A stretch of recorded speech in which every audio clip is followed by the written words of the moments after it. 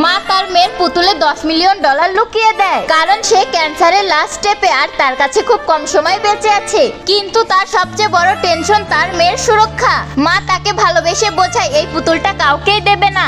মেয়ে মাসুম ভাবে মাথা নাড়ায়। মা জানতো তার স্বামীর প্রথম ভালোবাসা তার মরার পরেই ফিরে আসবে, আর সবচেয়ে বেশি ক্ষতি তার মাসুম মেয়েটারই হবে।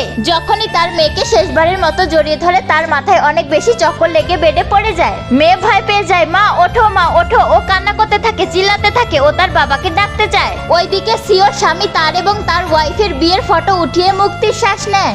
এখন আমি মুক্ত, আমার প্রথম প্রেমিকার সাথে মুক্ত হয়ে বাঁচবো। তখনই তার প্রথম প্রেমিকার এন্ট্রি হয় তার ছেলের সাথে লাঞ্চ নিয়ে। প্রেমিকা সিওর ফোন বাজতে দেখে ও ইচ্ছা করে সিওকে ফল আনতে নিচে পাঠায়, আর সুযোগ পেলেই ফোন উঠিয়ে নেয়। ওদিক থেকে যখনই মেয়ের কান্না ভেজা আওয়াজ আসে, মেয়ে ভয় পেয়ে কান্না করতে করতে বলে, পাপা জলদি আসো, মা পড়ে গেছে, মা মরে যাবে। কিন্তু এই পাশের আওয়াজ ঠান্ডা ছিল, তোমার পাপা তো গোসল করছে আর ও বলেছে তোমাদের সাথে দেখা করতে চায় না। মেয়ের শ্বাস আটকে যায় আর ওর দুনিয়াটাই থেমে যায়। না, আপনি মিথ্যা বলছেন, পাপা আমাদের অনেক ভালোবাসে। প্রেমিকা রেগে কল কেটে দেয় আর মেয়েকে ব্লক করে দেয়। বন্ধুরা, যেহেতু 1 মিনিটের শর্ট ভিডিও, তাই বেশি দেখানো সম্ভব না। যদি এই ভিডিওতে 10,000 কমেন্ট করো তাহলে আমরা পরবর্তী পার্টগুলো নিয়ে আসবো, কারণ পরবর্তী পার্টগুলো আরো অনেক বেশি ইন্টারেস্টিং। তাই সুন্দর একটি কমেন্ট করে যাবে।